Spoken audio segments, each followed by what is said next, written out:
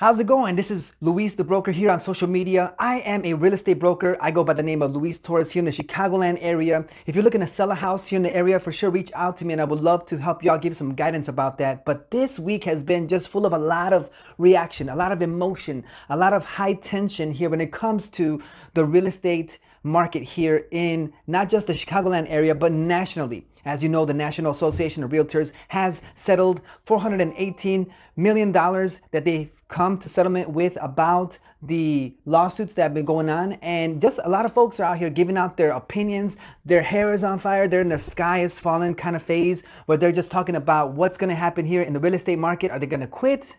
Are part-time realtors out of the business?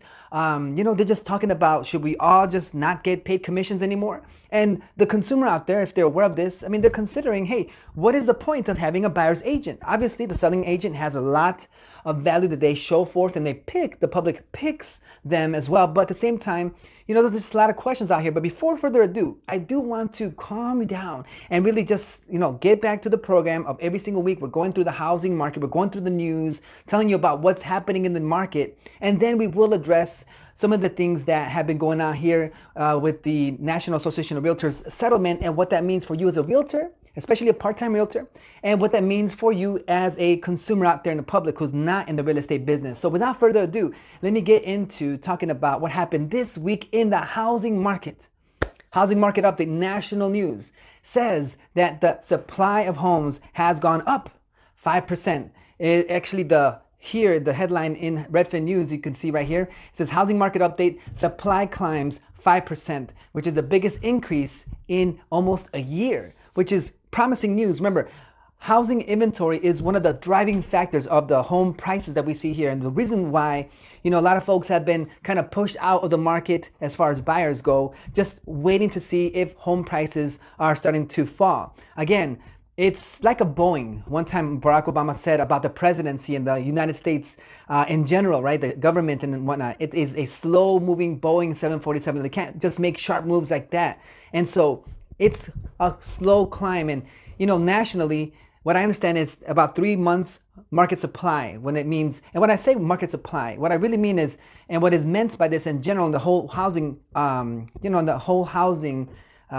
sector, you could say, is that 6 months supply is really what is balanced between buyers and sellers, having equal leverage. But when supply starts to drop, this becomes a more seller's market. And when supply of homes is exceeding and there's not enough buyers, then we have ourselves a buyer's market. Right now, as of 2024 and 2023, 2022, 2021, 2020, we have seen yet a very strong seller's market. In the Chicagoland area, it has even been more, basically pressed down and squeezed. This inventory has, with Chicago reading about 1.2 or so housing inventory, a month's supply. And even here in the western suburbs, you can see in Aurora, the housing supply has also been very limited, even more severe. The last February's reports being around 0.8 month supply, and even the months before that was 0.7 month supply. So it's severely low. Where daily averages I'm checking out here for my buyers.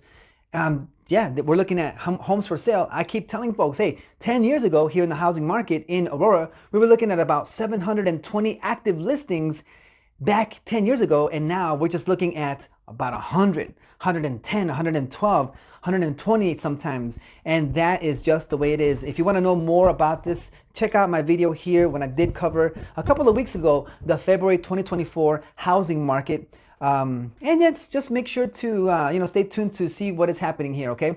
And yes, of course, we will be keeping up with that. So yes, according to Redfin News, this past March 21st, just a couple of days ago, as from the time of this recording, it says here the supply of homes for sale is picking up in time for spring home buying season. So yes, of course, the spring season is upon us. More folks are out there looking at homes. More folks are putting more homes out for sale. So just because the inventory is starting to climb doesn't mean that, now we're going to shift. Again, referring back to a previous video that I did about the February 2024 housing market here in the Chicagoland area, we are seeing though that even though we are in a spring market season where inventory is starting to go up, we've seen that the last 2 years, even 3 years, that spring market has been high. lower, and then lower. And it looks like this year is going to be keeping up with that trend once again because of the interest rates. And yeah, just news from the Fed that inflation is not where they want it to be. That we're going to still see that interest rates are going to remain where they are. Now, we're not talking yet about interest rates. We're still talking here about housing inventory. And even though, yes, if it is going up right now, don't say, hey, things have changed now, things are going to go crazy. Let's get out there and let's start, getting some deals on these houses. I don't see that happening. Unless a home has been on the market for a very long time, and by experience that shows you that maybe the person putting up the property for sale is probably overpricing that property and they're not being reasonable about the price, you're not going to get a deal even if that home has been on the market for a long time. I don't think, because they are unwilling to maybe change and adjust their price. But by and large, homes that are priced correctly, according to the recent comps and whatnot, they do go for sale. They do get sold rather quickly. My last 2 properties that I put up for sale here in the Chicago suburbs have gone out very quickly in a matter of not even a week because of all the demand. As a matter of fact, I was able to get one of my sellers $25,000 above what they were even asking for. And even more recently, I was able to secure my seller $15,000 above what they were asking for.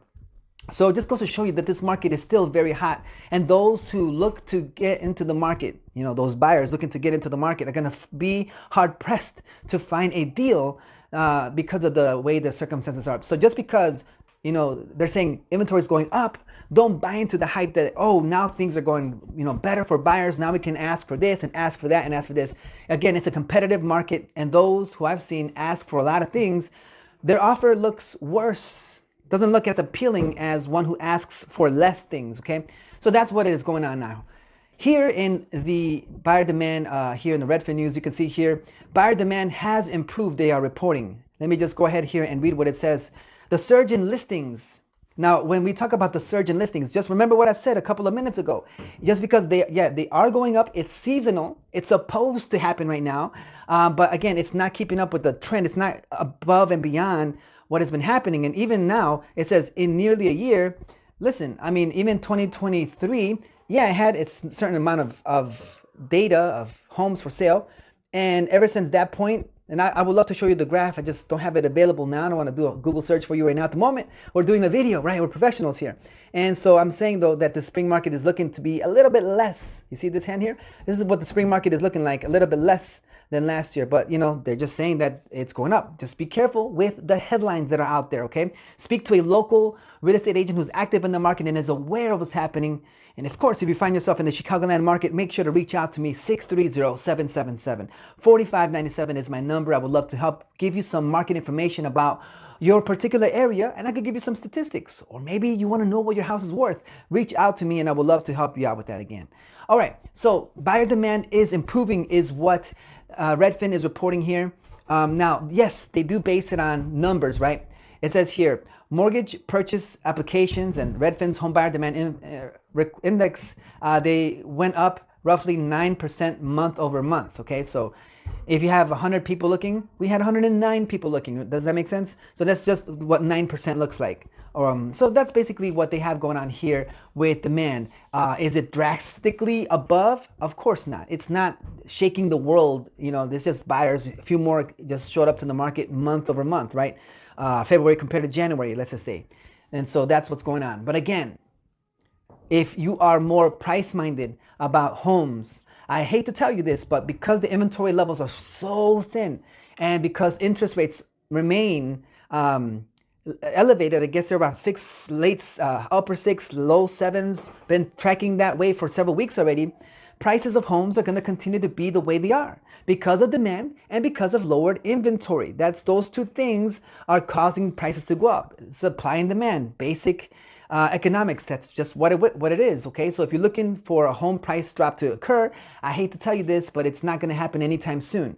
Again, when a property sells, they're basing their sales, their list price, on other homes that have sold within the last 3 to 6 months. Remember, that's what an appraiser looks for, the last 3 to 6 months of inventory.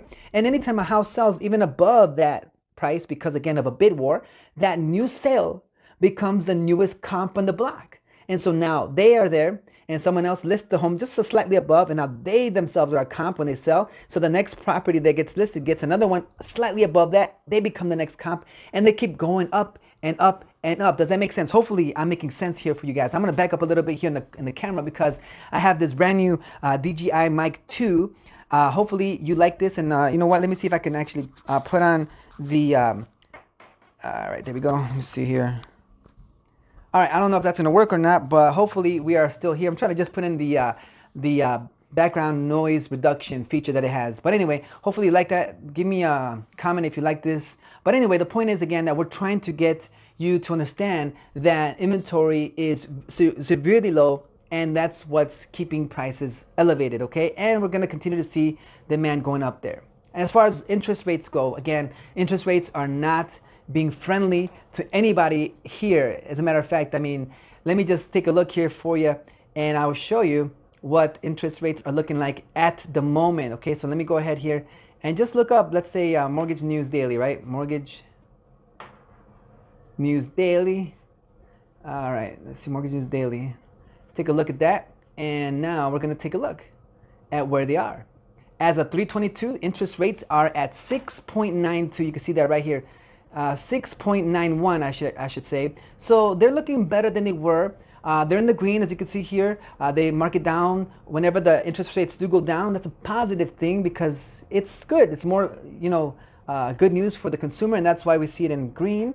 And yes, as of that, the week started, I mean, at 7.09, and then went up to 7.11, 7.03, 6.96, 6.9. So it's been on a downward trend as of the last few days. So we're gonna see how this week that ends up being, okay? So that's what we got going on here with interest rates. Now, let's get now into the next topic, which is the biggest news we've had in a very long time. A lot of folks are saying that this is generational news. This is news that is definitely gonna shift and change the real estate market.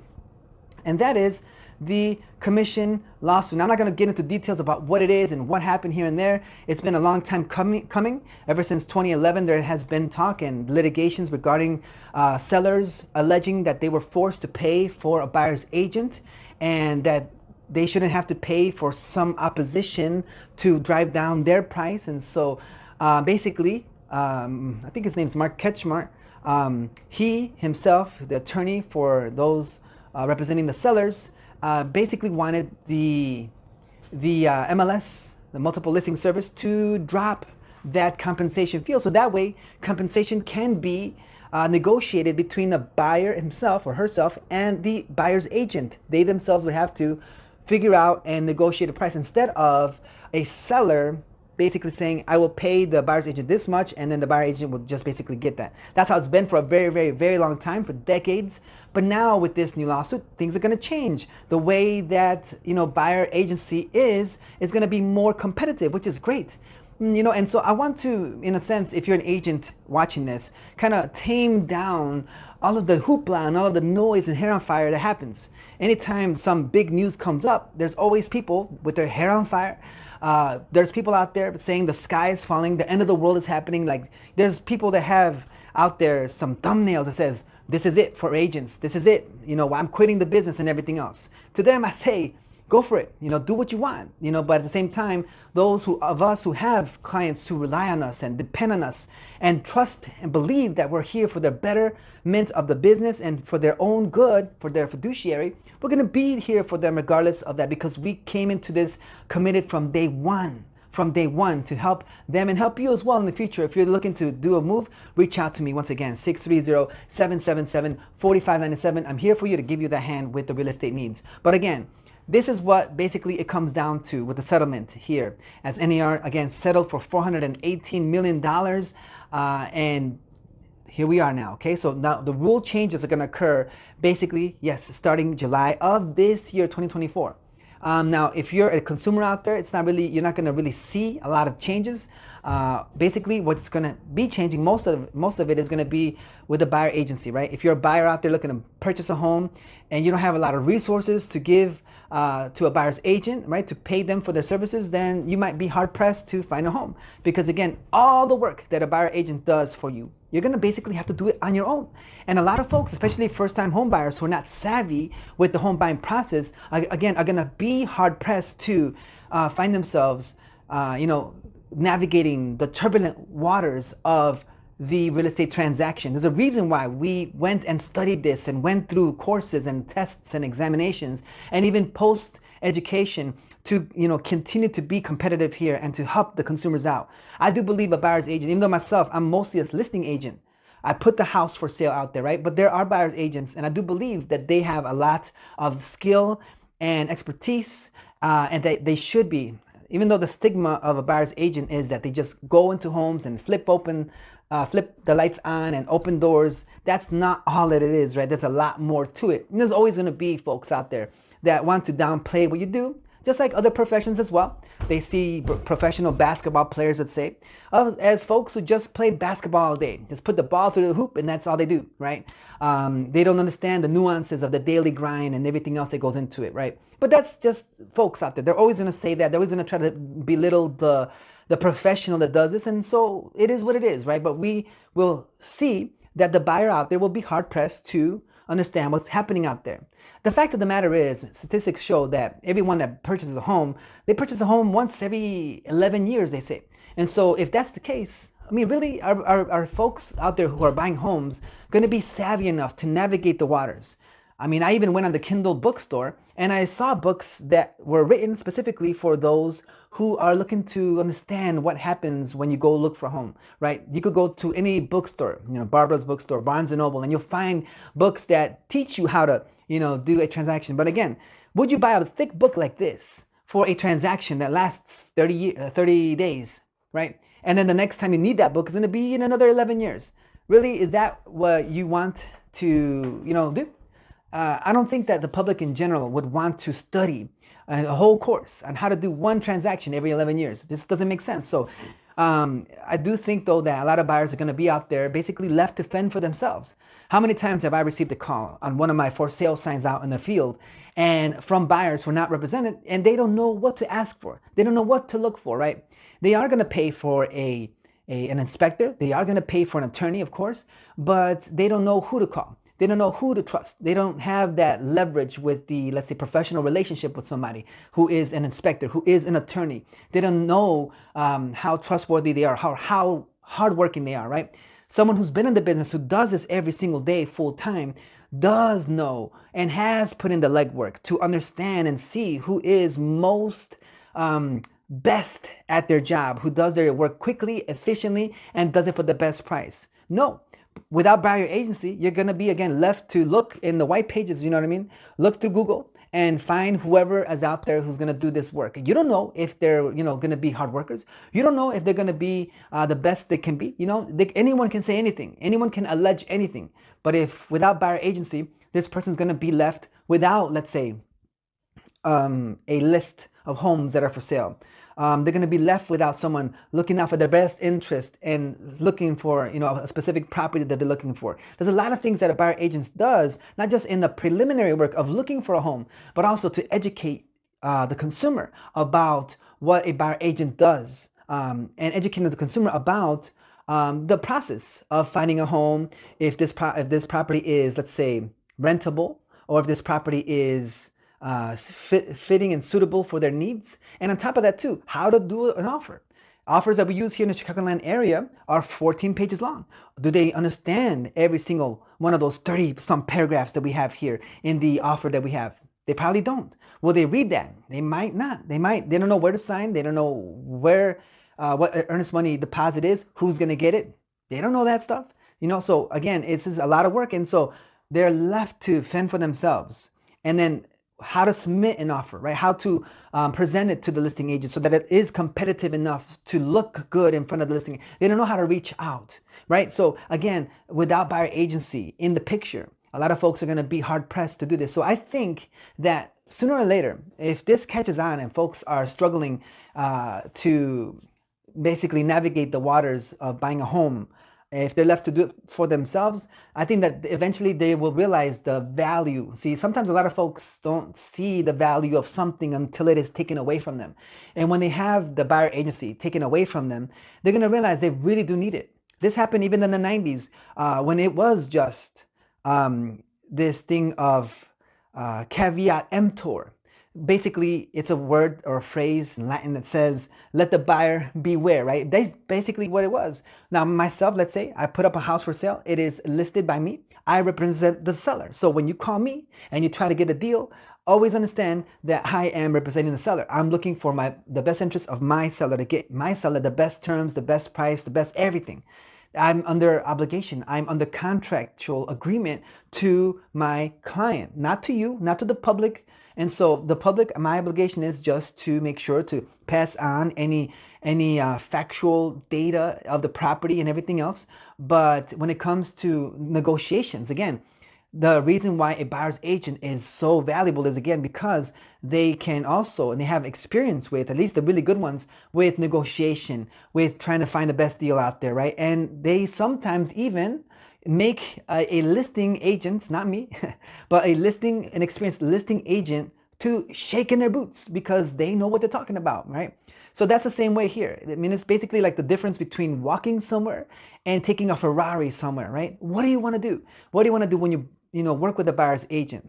So I think that, yeah, a lot of things are going to change here when it comes to the public and buyer's agency a lot. And I do like the idea of having buyer's agencies, buyer agents basically show their worth and show how good they can be. So anyway, here grabbing from Housing Wire's article here, talking about what's going to be changing, what's practical about this settlement that the NAR has with the Department of Justice and with the lawsuit and everything going on here. $418 million was what the agreed upon price was. And once things start to shape out, what we're going to see is this, that the cooperative compensation is no longer going to be offered. That field to input data is not going to be on the MLS anymore.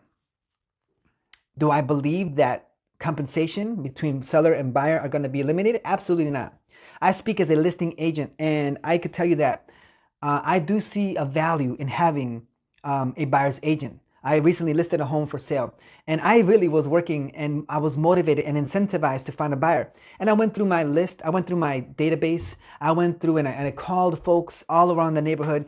And even though I had a lot of folks that were interested, not many of them came forward and stayed in contact with me about it, right? So in a sense, in the lot of time that I had, I was hard pressed to find a buyer. But as soon as that property went on live to the MLS, I had a bunch of buyers, not just any old buyer out there, but pre-qualified or pre-approved buyers who were ready, willing, and able to make a purchase, who came to the property with their agents already vetted and prepped up, and they were ready to make offers right away. And I got multiple offers on the property like this because these folks were ready. So I saw immediately there that the money that is being spent on marketing, right? Because these buyers agents are also working with buyers, and this is a form of marketing, of getting the word of the property for sale out there. So when they see this home advertised, they see it and then they bring it to the buyer, the end buyer, and that's a way of communicating. It's marketing, dollars spent.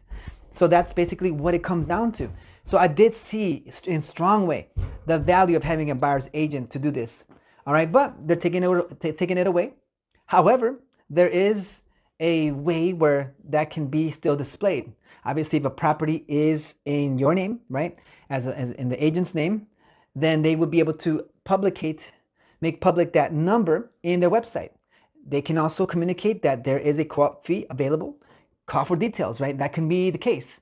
All right, so I don't think that that's going to change. And again, based on here, they still see this as a goal. So here again, it says here, let's see. We started this case to challenge NAR rules, it says here, that prevent competition on commissions for home sales in the United States for homes listed on multiple listing services. Berman, who is a managing partner, wrote that basically was the goal, okay? Now, there are some folks out here who believe that this rule change will create chaos. Chaos in what way, right? I'm not sure what they mean by chaos. Let me just kind of read the quote here. They said that they're glad the practice of co-op compensation will be able to continue. He believes the new rules governing how they can disclose cooperative compensation will create chaos. I don't see how. It's just basically another step that the buyer agent will have to take. Now, I myself, when I am helping clients out there with their home search, I do extensive research. I go to this website, I go to that website, I go to this website, and I do research in different fields, different websites. Okay, that's what I do. And so for me to just go to another website, one more, won't be a problem. And I heard around the vine, right, that, hey, this is a great opportunity for those websites. I'm thinking about propstream.com, who can take this data from these public websites, such as the compensation, and just put it into the website aggregate, right? The place where they have all this public data. That's a good opportunity for them. And then that will be available for them there. So this is just, a way so I don't really see a huge change. And listen to this. Back in October of 2023, at the end of October, something similar to this happened. Now, it's the same thing, right? There was no settlement there, but the ruling came out that they found National Association of Realtors to be liable for this, right? So when that news dropped, again, there was a seismic event here in the real estate world, and it caused a lot of folks to have their hair on fire once again and to just start saying whatever about this, right? They're going to just start to say how everything's going to fall apart and this and that. And what transpired in the next several months after the ruling was the same. Co-op fees still happening. Folks had these conversations, but sellers understood that this is a way to sell their home quickly, and maybe get their price up there. So the practice continued. But now I think that it's going to be the same. Eventually, this news will blow over.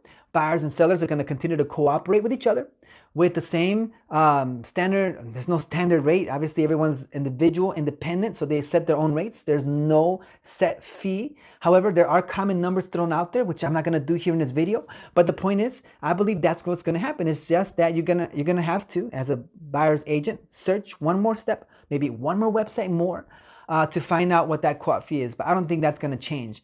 And so that's why, I don't think it's going to create chaos like this guy here says. But again, when folks' hair is on fire, they'll say and do whatever they need to do to make sure that that is going on. All right. So now here comes those folks, right, who are, those folks that are just intense, right? Those folks that are those agents, right, that always hype up and say, we're the best and we're going to make sure that we take over. Again, look, I myself agree that, I love how the best of the best must be all of us, right? And we daily are working to be our top selves. And I myself frequent those videos, right? I watch their videos and I am a fan of the work that they have out there. But I know myself and I know our industry so much that even though once this blows over, guess what? I mean, look, 2025 will be here and 2026 will be here. And what's going to happen is that even though there are folks that do leave the industry, as fickle folks like to leave when things get hard, no worries. This happens everywhere in every industry, right? When things get hard, those that are here for the sunny days, they'll be gone because it's raining, and let it be.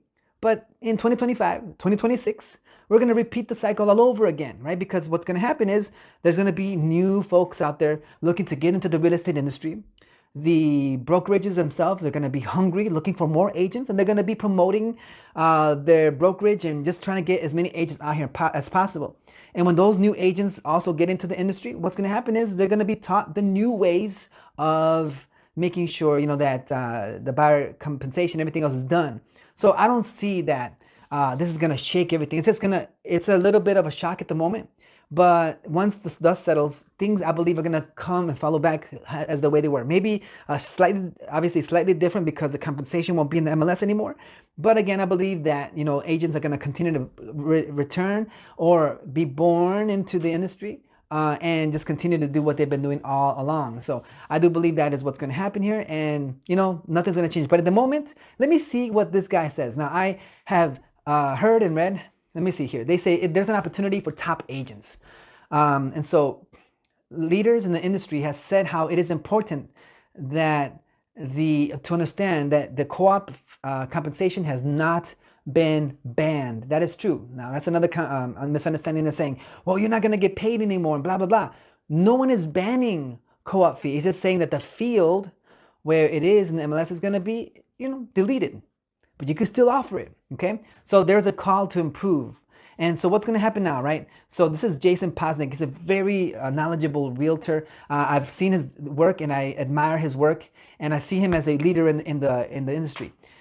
and as well as Lisa Shinati and the Shinati Realty Group, right? And so what we have going on now, he says, is like on the sell side. On the buy side, you must earn what you actually make. This is a lot of talk right here, is that folks, especially here with, Tom Toole and his sales group in Remax in Philadelphia, of course. He's got his channel, Tom Toole III. Check it out. Very great channel. There's Baron Lazine with the real estate work he's doing over there. BAM, media. And so they are talking about the real estate part-time realtor that needs to be out there. And actually, they have to stop. They have to basically quit. Not saying they have to, right? Because we all do our business, but they're basically calling them to quit, that they're not going to be, in a sense, relevant anymore. And again, you can say that now, but next year, in the following year, you're always going to have folks that are wanting to be in the business, that love what you do, that admire your work, and they are part-time. And for you to say, get out of the business, that just doesn't look good, right? You don't want to do that. You want to encourage those. And every single video that they put out there is about encouraging the agent to do more. And so I would disagree with them saying like that the part-timers should get out. These part-timers, even not that long ago, I watched a video that talked about, that they were talking about how the real estate residential side is mostly made up of part-timers. Because of the nature of the business here. It's not like commercial, it's very different, blah, blah, blah. And so again, we're just gonna always have part-timers, whether you like it or not. That's just the nature of it. And a lot of times that's what happens. And who else was it? Someone else, I think her name is Lisa Burley, from another realtor based out of North Carolina, was basically saying how even a full-time realtor only gets $41,000 a year average or so. But anyway, the point is, again, part-timers are going to be happening all the time here, and that's just the way it's going to be. And let me just see what Posnick says. You have to find ways, he says, to differentiate and elevate. It is an opportunity for the best agents, the ones with the highest skill, best work ethic, to rise to the top. All right? And so I agree with that. Of course, we always are trying to improve, and I hope that you are. If you're listening to this and you find yourself being a part-time agent because necessity drives you to this point, the last thing I want to tell you, hey, give up, just don't do this work. No, there's somebody out there in the world that trusts you and only you to do their real estate transaction, right? And so they wouldn't want another person to do the real estate transaction except you. So of course you bring value to this, especially if you're a part-time realtor. Of course you have passed the test. You have gone through the courses. You understand the real estate transaction, okay? It's up to you how much you want to do. So if you want to know more about how to be encouraged on a daily basis, or you want to have more daily ways of being motivated via real estate geared more specifically towards part-time realtors, of course, check out my podcast there. Just find it on the link here, my YouTube channel, if you want to find more information about this. But for sure, I have those resources available for you if you want to be motivated with more ways and find out how I myself, who am a realtor, have been motivated through this all. But again, he believes that part-time agents will suffer, something that Jason Heber, a Compass agent, also agrees with. But again, folks, a lot of times, unless you disclose it, I myself haven't had to tell anyone this. Now, yeah, full disclosure, I myself am quote unquote a part-time agent, of course. I'm not going to sit here and say I'm a full-time agent, because I am not. I myself have responsibilities that I have for my family, and I want to make sure that I continue to provide that for them. But at the same time, I do have a full-time work ethic, right? And I bring about things, and I'm constantly, all the time, 16 to 18 hours a day, thinking about real estate, having conversations at all hours of the day with folks about this. That, to me, is what a full-time realtor does anyway. A full-time realtor, from the moment they wake up, hopefully, to the moment they go to sleep, it's all about real estate, and they're having conversations over the phone all day long, all day long. Can they be with every single client at all times? Of course not. They have meetings here, they have meetings there, they have meetings everywhere. But, when I myself worked with a full-time realtor, I was hard-pressed to find them available when I needed them, right? So what's the difference between a part-time realtor's schedule and a full-time realtor's schedule from the perspective of a client? Is hardly any difference at all. And in my experience, I've had yet to have any client of mine ask me, hey, are you a part-time realtor or are you a full-time realtor? Because I need you and you're not here. That has not happened. Clients out there understand that you have other appointments, and if you are not in the position to make an appointment happen because you are at your 9 to 5 job, you could just always say, as it is the truth, that you have an appointment at this time, but will this or that hour work for you, right? So there's always an opportunity there. So don't be discouraged if you find yourself being a part-time realtor right now, hearing all these hot shots and all these big shots from all these different websites and videos online saying that you should quit the business, it's not for you. Again, you are resilient. You are someone who is in this business. You had to already overcome a lot of obstacles, a lot of pushback from other folks, right? And on top of that too, if you find yourself like myself, a cold caller as well, you have heard no a lot of times. You have heard a lot of folks tell you, stop calling me, and you still kept calling. You heard folks tell you, don't call me anymore. I don't want to do anything with real estate brokers. You kept calling, right? You kept getting into the business. You had difficult days. You went to sleep. You woke up the next day and said, well, I'm going to get back out there and keep working. Well, that's what you're going to do now. Even though everyone's saying that the sky is falling right now and everything's going to go wrong, except Ricky Caruth out there, who is one who I would highly recommend you watch if you find yourself discouraged, not just by the consumer in general in public, but even those who are supposed to have your back here, like Jason Posnick and others, Chinati, who are saying that the part-time realtor needs to quit now. I am disappointed in what they have to say, but at the same time, I know that they mean well, and I still recommend their videos because they have a lot of good stuff to say. But don't consider yourself a part-time agent, and don't say that you're a part-time agent. Just like I tell new realtors, don't consider yourself and tell the world, oh, I'm new. Don't do that. They always say, act the part, act how you want to be, and you'll be that person without any further, delay. You know what I'm saying? Like, you'll immediately start to feel, and you'll become that with time. But continue to improve, continue to make action happen.